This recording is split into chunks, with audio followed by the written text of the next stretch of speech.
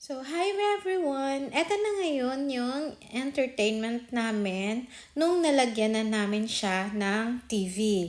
So, dahil medyo malaki din yung area, naglagay din kami ng TV na naaayon sa sukat ng room. So, nilagyan namin ng 75 inches na TV and couch. Yun lang yung nilagay namin sa loob. Kasi mas maganda ang entertainment room, mas maluwag. So, hindi ako naglalagay ng kahit na ano. So, eto lang, yung TV lang and couch. As you can see, nakaka-enjoy manood ng movie pag ganito ang ambience at yung environment sa loob ng entertainment room.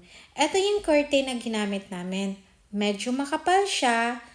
Bagay siya din sa entertainment room kasi yung sun na bablock niya kasi makapal siya. Tsaka pag aircon yung room is kailangan din makapal din yung cloth ng curtain.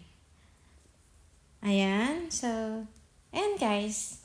At least may idea kayo kung magpapagawa kayo ng simpleng entertainment room lang sa bahay nyo. Pwede nyong gayahin yung mga materials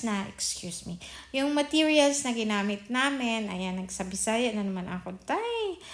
Ayan, yung mga materials na ginamit namin like PVC, laminated wood, and then yung glass, suggestion ko, highly recommended yung X glass kasi sobrang ganda talaga.